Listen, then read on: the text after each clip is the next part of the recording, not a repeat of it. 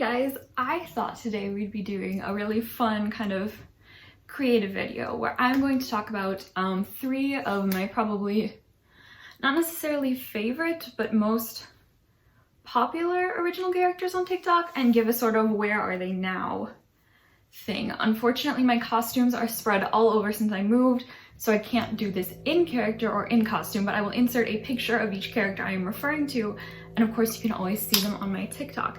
This doesn't mean I will never be those characters again, but I haven't gotten into any of them for a while now, and none of them really got proper endings to their stories, so I thought I would get into that. The first character we're going to talk about today is actually the first character I ever made for a tag on TikTok that I didn't create myself, and that would be Professor Dahlia Vossen for the Hogwarts Professor tag. I had so much fun being Dahlia because she was kind of everything I wanted to be and everything that I was scared to be. So a very confident, wild, bisexual woman who sort of dressed in a more masculine fashion but with feminine touches, very bold, and she had magic, obviously, and she was teaching Old Norse runes because I was taking that class, actually. Well, not runes, I was taking an Old Norse translation class the semester that I created her, and so I thought that would be a unique subject to give her. I didn't think many people would be making professors for a dead language that's mostly forgotten about nowadays. So I created her, and she was an elf, specifically the sort of elf that people in Iceland believe in, or have stories about, I should say. So from Norse mythology, I can speak. And she was just so much fun. I didn't really know how to make proper storylines in those days on TikTok, so her videos were mostly fun more than anything else, or reacting to people. But I did give her a little storyline almost a year ago, actually, around Halloween, where she was becoming not possessed exactly, but she was being encouraged by her elven family members to sort of ditch the humans and come back to Iceland because, you know, you're an elf, you're better than them, they don't like you anyway, stop hiding who you are. So by the end of that storyline, she had decided to stay, but she stopped wearing her hair down. She had it back so you could see the pointed ears, which was a big step of growth for her, which was pretty fun to make.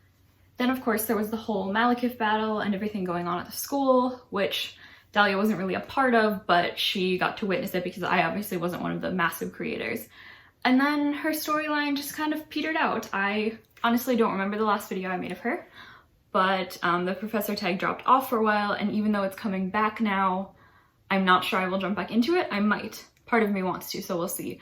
But I picture Dahlia for now still being at Hogwarts after a fantastic summer of travel all around the world, possibly with some new lovers. I never explored really her romantic or sexual interests, but I think I created her as a very flirty, yeah, sort of powerful woman, so I think she would have picked up some lovers along the way. And now she's back at Hogwarts. The second character I'd like to mention is Heartstring, my new Metro superpowered character. She was really fun to play because she was the complete opposite of me in that she was sort of morally ambiguous. So the arc I had planned for her was essentially her deciding if she was going to be a superhero or a supervillain. Heartstring's power was the power of emotions, to pull on your heartstrings. I know I'm so funny. And so she could make people essentially love her. And that was really all she wanted in life, was to be loved. She didn't really want world domination, nor did she really want to save people. She just wanted affection. She wanted people to love her, and she also liked stealing things. So I sort of started out the idea of having people teach her how to be good or bad, but as I said, it never really came to fruition. I had a couple videos, but nothing too big, so. And like the Hogwarts Professor's tag before, that just sort of dropped off. And honestly, I don't really know what Heartstring's future would be. She's probably still in college, and in college, in her sort of civilian alter ego, she was very shy, stammered, didn't really have a lot of friends, but I don't think she would have gone completely evil. I think what Heartstring needs, or needed, I'm not really sure what tense to be talking about here, especially since she doesn't actually exist, but what she needed was someone to love her for who she was, not because she had the power to make them love her. And I think that would show her, if she realized she was capable of having people love her without any manipulation on her part, I think that would be enough to have turned her good, but I'm not sure if that would have happened. I'd like it to, but, and this is my story, so I can say whatever I want, but I don't know, maybe I like the idea of her having more of a tragic ending, so that's sort of up in the air. I definitely wouldn't mind bringing Heartstring back. She was very fun to play, very out of my comfort zone. She was very overtly sexual, very manipulative, neither of which I am. I also really liked her outfit. I like the pink wig now that I have pink hair. Maybe I took that from her, I don't know, even though it's a different shade of pink. I liked drawing the little hearts on my cheeks, and I liked not being able to see anything because I didn't wear my glasses for her. So I always kind of look confused in those videos because I cannot see the camera at all. But she was really fun to play and I enjoyed doing it. And finally, my most popular character on my TikTok is from the Wix Academy tag, and that was Delilah Jardim. I'm still not sure why I gave her a Portuguese last name for garden, but I did. So Wix Academy was a tag created by Prince Welcome Matt, and the idea was that it was a school for people with magical powers, sort of like Hogwarts, but not really, because people usually had like one sort of power. The details on that were always a little bit fuzzy. But he would release periodic updates to actually keep the story in line. So there was a lot of collaboration, there was a really big Discord, and then it dropped off halfway through the story where, so the story was that everyone in the school was locked in by the dean or headmistress, I don't remember what the title was, and the idea was that their families would come and rescue them to show them that magic wasn't necessary to survive in the world. But every creator I knew made an angsty character, myself included, that had family members that did not care about them. So that didn't happen, and then no more updates were ever posted, at least as far as I know. So the tag sort of just dropped off entirely. But I definitely made the most videos as Delilah, and I loved her. She was like Heartstring. She had more of an empath power, so she could feel people's emotions, but she could also manipulate them. She just couldn't control her own, which was a twist I put in that was kind of funny. But she was really popular. Someone actually made fan art of her, which was insane to me. I still can't believe that happened, because she was literally just a character I threw together in my, my studio apartment while I was finishing my senior year of college. It wasn't a crazy production. I wore, the dress code was black, so I wore a black sweater and I had a top hat and this pocket watch for a necklace.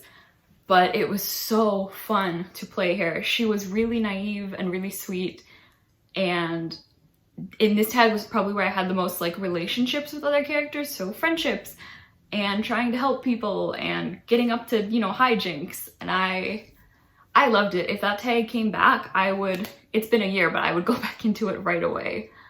She was really easy to dress. My makeup actually kind of looks like hers. I always wore this lipstick.